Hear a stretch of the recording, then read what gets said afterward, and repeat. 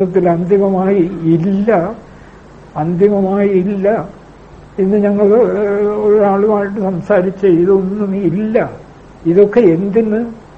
നിരർത്ഥകം. അദ്ദേഹം എന്നോട് പറഞ്ഞു, ഇതൊക്കെ നിരർത്ഥകം, യാതൊരു സംശയവുമില്ല.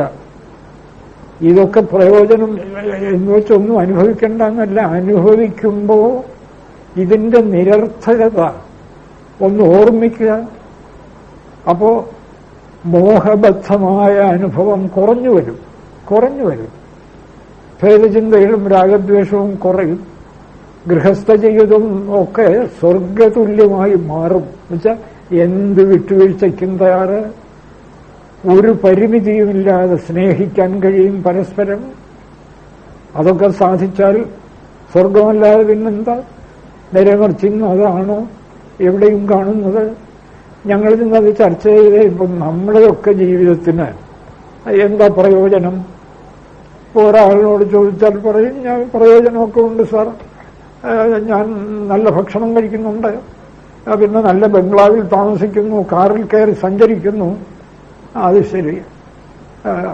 എന്നാ ഒന്ന് ചോദിച്ചോട്ടെ, ഈ സൗരയൂഥങ്ങൾ ചുറ്റിത്തിരിയും, ഭൂമിയും സൂര്യൻ ചുറ്റിക്കറങ്ങുന്നു, എന്താ പ്രയോജനം? അല്ല, അത് നമുക്ക് വെളിച്ചം തരാൻ.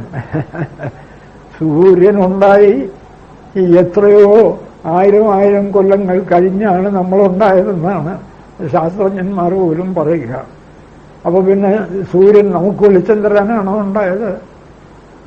സൗരയൂഥങ്ങൾ എങ്ങോ പാഞ്ഞുകൊണ്ടിരിക്കുന്നു. അടുത്ത കാലത്ത് ലണ്ടനിൽ റിസർച്ച് ചെയ്ത 10-14 ശാസ്ത്രജ്ഞന്മാർ കണ്ടെടുത്തതാണ്, അവരുടെ കണ്ടുപിടുത്തമാണ്. സൗരയൂഥം ആകെപ്പാടെ, സൂര്യൻ ഉൾപ്പെടെയുള്ള സൗരയൂഥം ഒരൊറ്റ യൂണിറ്റായിട്ട് ചിന്തിക്കാൻ കഴിയാത്ത വേഗത്തിൽ പാഞ്ഞുകൊണ്ടിരിക്കുക, സൂര്യൻ ഉൾപ്പെടെ. എവിടെയാ പായുന്നത്? ഈ പാച്ചിൽ എപ്പോ തുടങ്ങി? എന്തിനു പായുന്നു? ഒരു സംശയവുമില്ല, പാഞ്ഞ് ഒരു പോയിന്റിലെത്തുമ്പോൾ ഒക്കെ തണുത്തുറഞ്ഞ് തീരുക. അല്ലാതെ ഒരിടത്തും ചെന്ന് മുട്ടാനൊന്നുമല്ല. എവിടെ മുട്ടാൻ? അനന്തമായ ഈ ആകാശത്തിൽ എവിടെയാ മുട്ടുക? പാഞ്ഞ് തീരുക. അതാണ് സൂര്യന്റെ പോലും ലക്ഷ്യം, ഇല്ലാതാവുക. നമ്മെപ്പോലെ തന്നെ അങ്ങോട്ട് വീട് വയ്ക്കുന്നു, ഇതൊന്നും വേണ്ടെന്നല്ല, സകല സാമഗ്രികളും ശേഖരിക്കുന്നു, പായുന്നു, പരക്കം പാച്ചിലാണ്. ജഡസാമഗ്രികൾ നേടാൻ, സാമ്രാജ്യം പിടിച്ചടക്കാൻ, സ്വന്തം മതം സ്ഥാപിക്കാൻ, മരിച്ചും സ്വന്തം മതം സ്ഥാപിക്കാൻ, സ്വന്തം അഭിപ്രായം നേടാൻ, അല്ലെങ്കിൽ ചില സ്ഥാനമാനങ്ങൾ നേടാൻ. എന്താ? പാഞ്ഞ്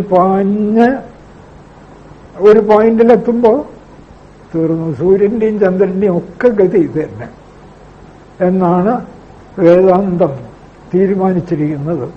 ഒടുവിൽ ചെന്ന് അവ്യക്തത്തിൽ, നമ്മുടെ മോഡേൺ സയൻസ് പറയുന്ന തമോ ഗർത്തത്തിൽ ഇല്ലാതാവും. ഇന്നലെ മറ്റോ പത്രത്തിലുണ്ടല്ലോ, ഒരു നക്ഷത്രം അവിടെ വന്നു, എന്നിട്ട് അവിടെ തന്നെ ഇല്ലാതായി ആ തമോ ഗർത്തത്തിൽ. പക്ഷേ അത് പുറപ്പെടുവിച്ച വെളിച്ചം എത്രയോ കോടി വർഷങ്ങൾ കഴിഞ്ഞ് ഇപ്പോ ഭൂമിയിലെത്തിയിരിക്കുന്നു എന്നാണ്. അത് നക്ഷത്രം പോയി, നക്ഷത്രം ഇല്ലാതായി, അതിൽ നിന്നും പ്രസരിച്ച വെളിച്ചം ഇപ്പൊ ഭൂമിയിലെത്തിയിരിക്കുന്നു. എന്തായി പറയുന്നതൊക്കെ? ഒരേ അഖണ്ഡബോധ വസ്തുവിനെ എന്തൊക്കെയോ ആയി തെറ്റിദ്ധരിച്ച് എന്തൊക്കെയോ പറഞ്ഞു നടക്കുകയാണ്. ഇതിനൊക്കെ എന്ത് യുക്തി? ഇതൊക്കെ എന്തിന്? നിരർത്ഥം, യാതൊരു പ്രയോജനവുമില്ല എന്ന് വെച്ച് ഓടിക്കളയണ്ട. എന്ന് വെച്ചാൽ ഓടിക്കളയാൻ പറ്റില്ല. ഈ നിരർത്ഥം എന്നുള്ളതൊന്നും ഉറച്ചിട്ടില്ല. ഇവിടെ എന്തോ കർമ്മം ചെയ്തൊക്കെ നേടിക്കളയാൻ എന്ന് പറഞ്ഞുകൊണ്ടിരിക്കുകയാണ്. അപ്പോൾ ഒരിടത്തും ഓടിക്കളയാനൊക്കെ ഇല്ല. അത് ചെയ്യുക, പറ്റാവുന്നിടത്തോളം ഒക്കെ കർമ്മം ചെയ്യുക, നേടുക. അപ്പോഴൊക്കെ ഇത് ഓർമ്മിക്കുക. എന്തിനിത്?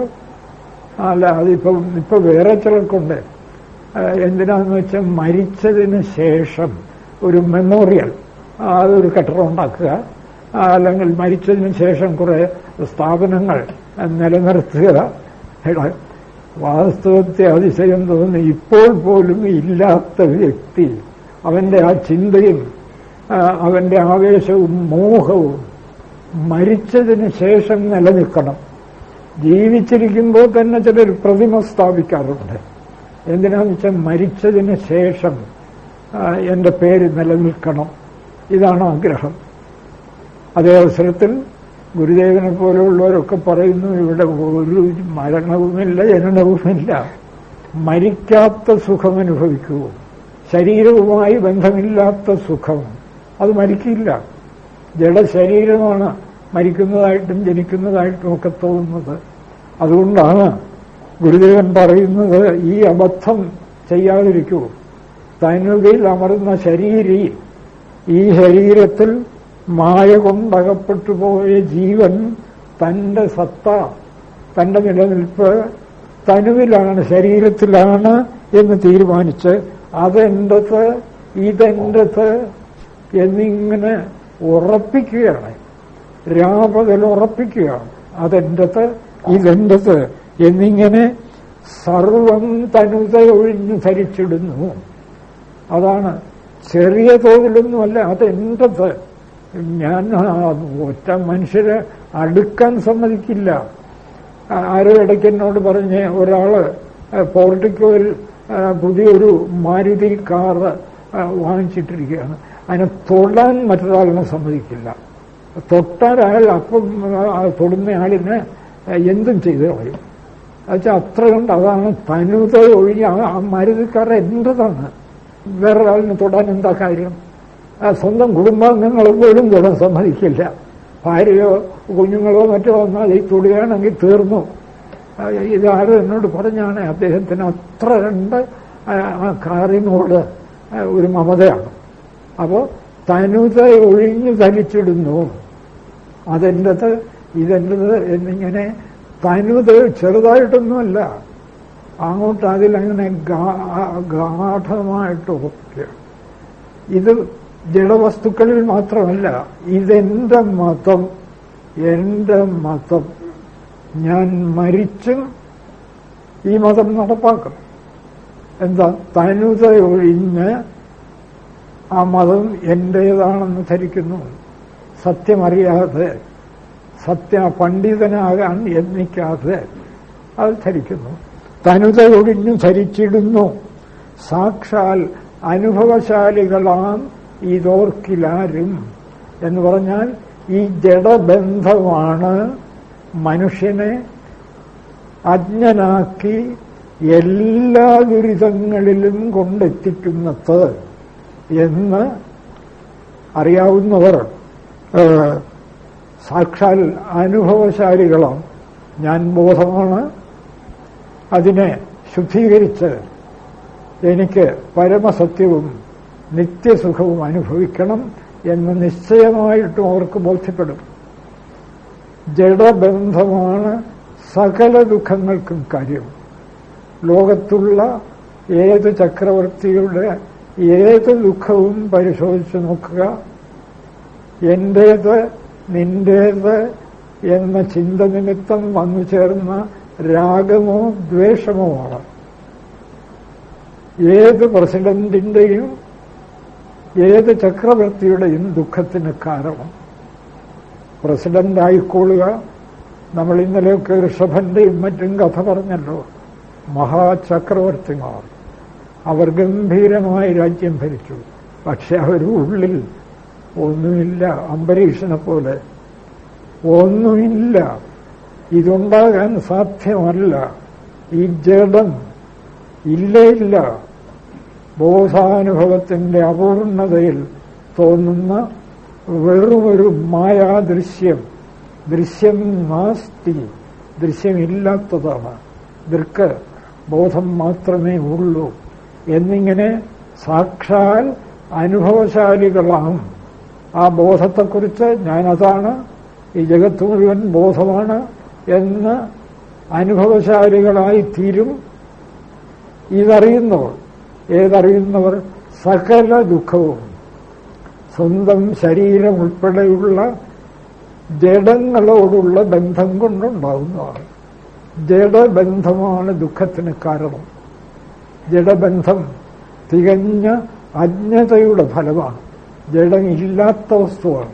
ഇല്ലാത്ത വസ്തു ഇരുട്ട് ഇങ്ങനെ ഉള്ളതാകും. അതുകൊണ്ട് ഈ ജഡബന്ധത്തെക്കുറിച്ച് പത്രമെടുത്ത് വായിച്ചു നോക്കുക. ജഡബന്ധം മനുഷ്യനെ എവിടെയെല്ലാം കൊണ്ടെത്തിക്കുന്നു. ഈ ദുരിതത്തിൽ ജീവിച്ച് ദുരന്തമായി ജീവിതം അവസാനിപ്പിക്കാനാണോ നമ്മളെത്തിയത്? അത് ചിന്തിക്കുന്ന ഒരാൾ ഈ ജഡബന്ധത്തിന് ഗാഠമായ ഉറപ്പൊരിക്കലും കൊടുക്കില്ല. കുറേശ്ശെ കുറച്ചു കൊണ്ടുവരും. ഒന്നുമില്ലെങ്കിലും വാർദ്ധക്യവും മരണവും അടുക്കുമ്പോഴെങ്കിലും ഞാൻ ഈ ജഡമല്ല, ഞാൻ ബോധവസ്തുവാണ് എന്നനുഭവിക്കാനുള്ള കരുത്ത് അവർ നേടും. അതുകൊണ്ടാണ് ഗുരുദേവൻ പറഞ്ഞത്, ഇതോർത്താൽ, അതായത് ജഡബന്ധമാണ് ദുഃഖത്തിന് കാരണമെന്ന് ഓർത്താൽ സാക്ഷാൽ അനുഭവശാലികളാകും. ബോധമാണ് ഞാനെന്ന സത്യം അനുഭവിക്കാൻ കരുത്തരായിത്തീരും. ആരും സാക്ഷാൽ അനുഭവശാലികൾ ആകും. ഇതോർക്കിലാരും. അതെന്താ? അപ്പൊ എന്താ ഈ ജീവിതത്തിന്റെ രഹസ്യം? ജീവിതത്തിന്റെ രഹസ്യം മറ്റൊന്നുമല്ല, അഖിലരും ആത്മസുഖത്തിനായി പ്രയത്നം സകലവുമെങ്ങും സദാപി ചെയ്തിടുന്നു. ജഗതിയിൽ ഈ മതം ഏകം. ഇതാ എല്ലാവർക്കും അംഗീകരിക്കാവുന്ന ഏകമതപ്രഖ്യാപനത്തോടുകൂടി ഗുരുദേവൻ മതസംബന്ധമായ ചർച്ച അവസാനിപ്പിക്കുകയാണ്. ആരെങ്കിലും ഇതല്ലെന്ന് പറയട്ടെ. ഒരേ ഒരു മതം ഇതാ, അറിഞ്ഞോ അറിയാതെയോ സകലരും അംഗീകരിച്ചിരിക്കുന്ന ഒരേ ഒരു മതം. എന്താണ്? അഖിലരും ആത്മസുഖത്തിനായി പ്രയത്നം. എല്ലാവർക്കും സുഖം വേണം. ഒരുറുമ്പെഴയുന്നത് എന്തിന്? എനിക്ക് സുഖം വേണം. ഈ പ്രയോജനം ഓർമ്മിക്കുമെങ്കിൽ സൂര്യൻ എന്തിന് ചുറ്റിക്കറങ്ങുന്നു? എനിക്ക് സുഖം വേണം. ഞാൻ ചുറ്റിക്കറങ്ങിയില്ലെങ്കിൽ എനിക്ക് സുഖം കിട്ടില്ല. സൂര്യന്റെ ചുറ്റിക്കറങ്ങലിനും നമുക്ക് പ്രയോജനം കണ്ടെത്താൻ കഴിയും. അദ്ദേഹം ആത്മസുഖം ആഗ്രഹിച്ചുകൊണ്ടാണ് ചുറ്റിക്കറങ്ങുന്നത്. ഒരു ചാവേർ പടയാളി എന്തിന് മറ്റുള്ളവരെ സ്വയം മരിച്ചും കൊല്ലാൻ ആഗ്രഹിക്കുന്നു? സുഖം വേണം. അവരെ കൊന്നെങ്കിലേ എനിക്ക് സുഖമുള്ളൂ. ചുരുക്കത്തിൽ ഒരാൾ എന്തിന് ആത്മഹത്യ ചെയ്യുന്നു? ഇപ്പൊ തീരെ സുഖമില്ല. ആത്മഹത്യ ചെയ്താൽ സുഖം കിട്ടും എന്ന ചിന്ത. ഈ സുഖം എവിടെയിരിക്കുന്നു? ആത്മാവിൽ മാത്രം. ജഡത്തിൽ സുഖമില്ല. ഏതെങ്കിലും തരത്തിൽ അല്പം മനസ്സിനെ ഒന്ന് ഏകാഗ്രപ്പെടുത്തി സുഖമനുഭവിക്കാനാണ് ശ്രമം, കൃത്രിമമായി. ഇപ്പോൾ ഒരു ചാവേർപ്പടയാൾ നിരന്തരം ആ ചിന്തയിലാണ്. അപ്പോൾ അവനൊരു സുഖം, അവന്റെ മനസ്സ് എനിക്ക് കൊന്നും മറ്റുള്ളവരെ കൊല്ലണം. ഉറക്കത്തിലും അതാണ് അവനൊരു സുഖം കിട്ടുന്നത് പോലെ തോന്നുന്നത്. മനസ്സ് ഏകാഗ്രപ്പെടുന്നു, ആ ചിന്തയിൽ ഏകാഗ്രപ്പെടുന്നു. മനസ്സ് ഏകാഗ്രപ്പെട്ടാൽ, ഏത് ചിന്തയിൽ ഏകാഗ്രപ്പെട്ടാലും കുറെ സുഖം. കാരണം ഏകാഗ്രപ്പെടുന്ന മനസ്സ് തന്റെ സ്വരൂപമായ ആത്മാവിനെ, ആനന്ദ സ്വരൂപമായ ആത്മാവിനെ അനുഭവിക്കും. ഇതാണ് ദൈവം. എന്തിനാ ഞാൻ ചോദിക്കട്ടെ? നേരം വെളുത്താൽ ഇരുട്ടുന്നത് വരെ. ഇപ്പൊ ഇന്നും നാളെയും ഒക്കെ ടിവിയുടെ മുമ്പിലാണ്, ചായയൊക്കെ ടിവിയുടെ മുമ്പിൽ. എന്താ? ക്രിക്കറ്റ് വേണ്ടെന്നൊന്നും ഞാൻ പറയല്ലേ, നിശ്ചയമായിട്ടും കാണണം. എന്താ? എല്ലാം മറന്നിരിക്കുകയാണ് ക്രിക്കറ്റ്. പക്ഷെ മറന്നിരിക്കുന്നു, തനിക്കിഷ്ടമുള്ള പാർട്ടി ജയിക്കുന്നില്ലെന്ന് വന്നാൽ തീർന്നു, കുറേശ്ശെ താഴോട്ടായി. അപ്പോൾ ഏകാഗ്രത, തന്റെ പ്രതീക്ഷ നഷ്ടപ്പെടുന്നു എന്ന് വെച്ചാൽ ഏകാഗ്രത കുറയുന്നു. ഒടുവിൽ പ്രതീക്ഷ നഷ്ടപ്പെട്ടു, എതിർ പാർട്ടി ജയിച്ചു. ക്രിക്കറ്റ് കണ്ടുകൊണ്ടിരിക്കുന്ന പലരും ആത്മഹത്യ ചെയ്യുകയാണ്. പത്രത്തിലൊക്കെ ഇടയ്ക്കുണ്ടായിരുന്നു, അവിടെ ക്രിക്കറ്റ് കണ്ടുകൊണ്ട് ഇന്ന സ്ഥലത്തിരുന്ന ഒരാൾ ഇന്ത്യ തോറ്റു എന്നറിഞ്ഞപ്പോൾ ആത്മഹത്യ ചെയ്തു. എന്തിനായത്? അപ്പോൾ എല്ലാവർക്കും ആവശ്യം സുഖമാണ്. സുഖം എവിടെ ഇരിക്കുന്നു? ബോധരൂപമായ ആത്മാവിൽ മാത്രം. അപ്പോൾ അറിഞ്ഞോ അറിയാതെയോ ഉറുമ്പുൾപ്പെടെ സകല ജീവികളും ആത്മാവിനെ തെളിച്ചനുഭവിക്കാനാണ് ആഗ്രഹിക്കുന്നത്. കൃത്രിമോപായം കൊണ്ട് പലരും അത് അല്പനേരത്തേക്ക് നേടുന്നു. നല്ലൊരു പാട്ട് കേൾക്കുന്നു, പാട്ടിലെന്താ സുഖമുണ്ട്. പാട്ട് കൃത്രിമമായി മനുഷ്യ മനസ്സിന് ഏകാഗ്രത നൽകുന്നു. പാട്ട് കേട്ടുകൊണ്ടിരുന്നപ്പോൾ നല്ല സുഖം, ഒന്നും അറിഞ്ഞില്ല. പാട്ട് തീർന്നു, സുഖവും പോയി. പാവപ്പെട്ട മനുഷ്യൻ വിചാരിക്കുന്നത് പാട്ട് സുഖിപ്പിച്ചു എന്നാണ്. ഒരിക്കലും പാട്ടല്ല സുഖിപ്പിച്ചത്. പാട്ട് കൃത്രിമമായി മനസ്സിന് ഏകാഗ്രത നൽകി. പാട്ട് കേട്ടുകൊണ്ടിരുന്നപ്പോൾ കുടുംബത്തെക്കുറിച്ചോ പണത്തെക്കുറിച്ചോ ഒന്നും അധികം ചിന്തിച്ചില്ല. നേരെ മറിച്ച് പാട്ട് കേട്ടുകൊണ്ടിരിക്കുമ്പോഴും ഒരാൾ ആ പാട്ടിൽ ഏകാഗ്രപ്പെടാതെ കുടുംബ പ്രശ്നങ്ങളോ ശത്രുവിനെയോ കുറിച്ച് ചിന്തിച്ചുകൊണ്ടിരിക്കുകയാണെങ്കിൽ ആ പാട്ട് അയാളെ ഒട്ടും സുഖിപ്പിക്കില്ല. ഏകാഗ്രപ്പെട്ടു, സുഖിച്ചു. ഉപായം തീർന്നു, ലക്ഷ്യം പോയി. വീണ്ടും ഉപായം അന്വേഷിച്ച് നടക്കുകയാണ്. ഒടുവിലതാണ് ഉപായം ഒന്നും ഫലിക്കാതായി, പാട്ട് ഫലിക്കാതായി, സാഹിത്യരചന ഫലിക്കാതായി. നല്ല ഒന്നാന്തരം സാഹിത്യകാരന്മാർ, അവർക്ക് കഥ എഴുതി സുഖിച്ചുകൂടെ? ആദ്യമൊക്കെ സുഖിച്ചു, ഒടുവിൽ കഥ എഴുതിയിട്ടും സുഖിക്കും കിട്ടുന്നില്ല. ഞാൻ അറിയുന്നത് പല ഗംഭീരന്മാരായ സാഹിത്യകാരന്മാരും പല പ്രൊഫഷണൽസ് വെച്ച വക്കീലന്മാര് ഒക്കെ മദ്യക്കുപ്പി അടുത്ത് വെച്ചുകൊണ്ടാണ് കഥ എഴുത്ത്. എന്നുവെച്ചാൽ അതിലൊന്നും ചിരകാല പരിചയം വന്നപ്പോൾ അതിലൊന്നും സുഖമില്ല. അതിലൊന്നും സുഖമില്ലാതായപ്പോൾ ഇനി എന്തിലാ സുഖം? മദ്യം. അങ്ങനെയാണ് ഈ മദ്യം, മയക്കുമരുന്ന്, സുഖമന്വേഷിച്ചുള്ള പോക്കാണ്. പലരും എന്നോട് പറയുന്നുണ്ട്, നല്ല കണ്ടമാനം പണം, AC മുറി കെട്ടി സകല സൗഭാഗ്യങ്ങളോടും കൂടി അതിനകത്തിരിക്കുകയാണ്, പക്ഷെ സുഖമില്ല. അതുകൊണ്ട് എന്ത് ചെയ്യുന്നു? AC മുറിയിൽ നിരന്തരം ഇടതടവില്ലാതെ മദ്യക്കുപ്പിയും വെച്ച് മദ്യവും കഴിച്ച് സുഖിക്കണം, അങ്ങനെ മരിക്കുന്നു. വലിയ സാഹിത്യകാരന്മാർ പലരും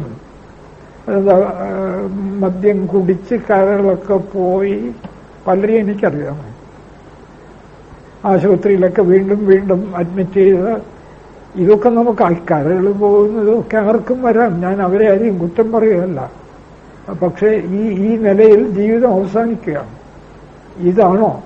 അവരും അന്വേഷിക്കുന്നത് ആത്മാവിനെയാണ്, ആത്മസുഖം. അഖിലരും ആത്മസുഖത്തിനായി പ്രയത്നം. സകലതും മദ്യപാനം പോലും ആത്മസുഖത്തിന്. അത്യന്ത ചഞ്ചലമായ മനസ്സിനെ കൃത്രിമമായി അല്പനേരം ഒന്ന് ലയിപ്പിച്ച് നിർത്തിയാൽ ഒരു സുഖം. പക്ഷെ ആ ഉപായത്തിന്റെ ശക്തി പോകുമ്പോൾ മനസ്സ് വീണ്ടും പണ്ടത്തേക്കാൾ ഇളകിമറിഞ്ഞ് പൊന്തി വരും. വീണ്ടും പണ്ടത്തേക്കാൾ കൂടുതൽ ഉപായം പ്രയോഗിക്കും. ഒടുവിൽ അതുകൊണ്ടും രക്ഷയില്ലാതാവും. അതാണ് കൃഷ്ണൻ ഗീതയിൽ പറയുന്നത്, എടോ ആ മനസ്സിനെ രാഗദ്വേഷങ്ങൾ കുറച്ചൊന്ന് ശുദ്ധമാക്കൂ. സാത്വിക സുഖം അനുഭവിക്കുന്തോറും ബുദ്ധിക്ക് പ്രസന്നത, അനുഭവിക്കുന്തോറും ബുദ്ധി ആത്മാവിനെ കണ്ടെത്തുന്നു. ആ സുഖത്തിനു വേണ്ടി ശ്രമിക്കൂ. ഭേദചിന്ത കളഞ്ഞ് രാഗദ്വേഷങ്ങൾ വിട്ടിട്ട് വിഷയേന്ദ്രിയ സംയോഗാത് യത്തദഗ്രേ അമൃതോപമം പരിണാമേ വിഷമിവ തത്സുഖം രാജസം. മനസ്സും വിഷയങ്ങളും തമ്മിൽ യോജിച്ചിട്ട് ഉണ്ടാക്കുന്ന സുഖം ആരംഭത്തിൽ അമൃതമായി തോന്നും. പരിണാമേ വിഷമിവ, അവസാനമോ വിഷം പോലെ അനുഭവപ്പെടും. അതാണ് രാജസസുഖം. നേരെ മറിച്ച് സാത്വിക സുഖം അഭ്യാസാദ് രമത്തെ, അഭ്യാസം മനസ്സിനെ രാഗദ്വേഷ വിമുക്തമാക്കി സർവം ഈശ്വരമയമെന്ന് മനസ്സിനെ അഭ്യസിപ്പിച്ച് നേടുന്ന സുഖം. അഭ്യാസാദ് രമത്തെ എത്ര ദുഃഖ അന്തം ച നിഗച്ഛതി. പിന്നെ ആ സുഖം അനുഭവിക്കാൻ തുടങ്ങിയ ആളിനെ ദുഃഖം ഒരിക്കലും പിന്നെ സ്പർശിക്കില്ല. ആ സുഖം എപ്പോഴും കയ്യിൽ, അതിന് ഉപായം ആവശ്യമില്ല. അഭ്യസിച്ചുറപ്പിച്ചു, അത് സഹജമായി തീർന്നു. തത്സുഖം സാത്വികം, ആ സുഖമാണ് സാത്വികം. അത് കിട്ടിയാൽ പിന്നെ ഒരിക്കലും നഷ്ടപ്പെടില്ല. ആ സുഖം നേടാൻ ആരും തയ്യാറില്ല. പക്ഷെ എല്ലാവരും അന്വേഷിക്കുന്നത് ആ സുഖമാണ്. എവിടെ അന്വേഷിക്കണം, എങ്ങനെ നേടണം എന്ന് നിശ്ചയമില്ലാത്തതുകൊണ്ട് വഴി തെറ്റി കൂരിരുട്ടിൽ പതിക്കുന്നു. നമ്മൾ മറ്റൊരു ശ്ലോകം വ്യാഖ്യാനിച്ചപ്പോൾ യാജ്ഞവൽക്യൻ മൈത്രേയിയോട് പറഞ്ഞ കഥ ഓർമ്മിച്ചല്ലോ. അല്ലയോ മൈത്രേയി, സകലരും ആഗ്രഹിക്കുന്നത് ആത്മസുഖമാണ്. ഭാര്യ ഭർത്താവിനെ സ്നേഹിക്കുന്നത് ആത്മസുഖത്തിന് വേണ്ടിയാണ്. ഭർത്താവ് ഭാര്യയെ സ്നേഹിക്കുന്നത് ആത്മസുഖത്തിന് വേണ്ടിയാണ്. മനുഷ്യൻ പണത്തെ സ്നേഹിക്കുന്നത് ആത്മസുഖത്തിന് വേണ്ടിയാണ്. ഒരു ഭക്തൻ ഗുരുവായൂരപ്പനെ ഭജിക്കുന്നത് ആത്മസുഖത്തിനാണ്. അല്ലാതെ പാവപ്പെട്ട ഗുരുവായൂരപ്പൻ അല്പം സുഖം കിട്ടിക്കോട്ടെ എന്ന് വിചാരിച്ചാണോ ആരെങ്കിലും ഗുരുവായൂരപ്പനെ ഭജിക്കുന്നത്? ആത്മസുഖത്തിനാണ് ഭജിക്കുന്നത്. അപ്പോൾ അതിനെന്ത് വേണം? അതിനിങ്ങനെ ഭജിച്ചാൽ പറ്റില്ല. ആത്മാവ അരേ ശ്രോതവ്യോ മന്ദവ്യോ നിരുധ്യാശ്രിതവ്യ.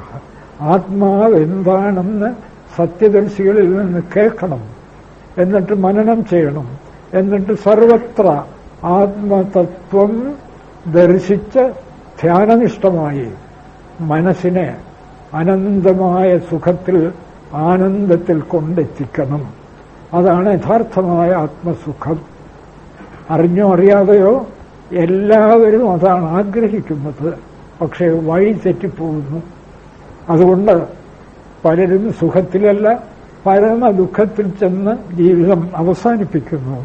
അഖിലരും ആത്മസുഖത്തിനായി പ്രയത്നം സകലവും ഇങ്ങ് സദാവി ചെയ്തിടുന്നു.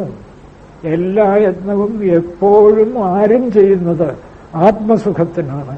ജഗതിയിൽ ഈ മതം ഏകം. ഈ മതത്തെ ആർക്കും നിഷേധിക്കാൻ ഒക്കില്ല. ഈശ്വരനെ ഭജിക്കുന്നത് പോലും ആത്മസുഖത്തിന്. അപ്പോ ഏകമതം ഇതാണ്.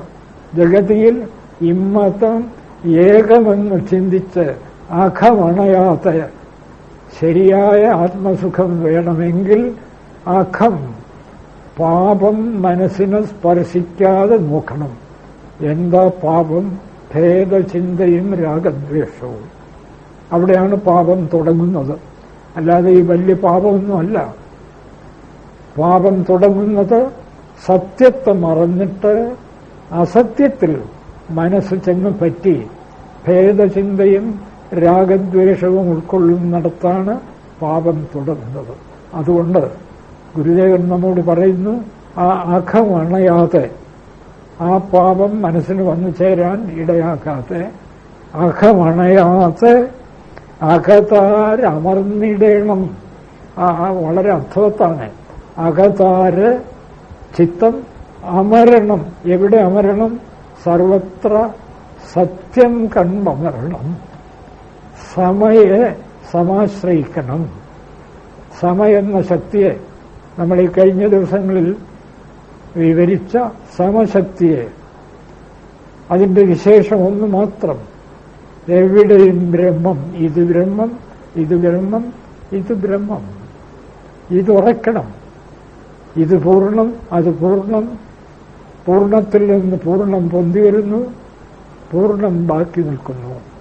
ഈ സത്യം മനസ്സിനെ രാപകൽ പഠിപ്പിക്കണം. പൂർണ്ണമതഃ പൂർണ്ണമിദം പൂർണ്ണാത് പൂർണ്ണമുദച്യത്തെ പൂർണ്ണസ്യ പൂർണ്ണമാദായ പൂർണ്ണമേവാവശിഷ്യത്തെ. പൂർണ്ണമല്ലാതെ ഇവിടെ അപൂർണമായി ഒന്നുമില്ല. ഈ സത്യം നമ്മുടെ മനസ്സിന് കുറേശ്ശെയെങ്കിലും ഉണർന്നു വരാൻ ഗുരുദേവനും ജഗദീശ്വരനും ഒക്കെ നമ്മെ അനുഗ്രഹിക്കുമാറാകട്ടെ. നമസ്കാരം.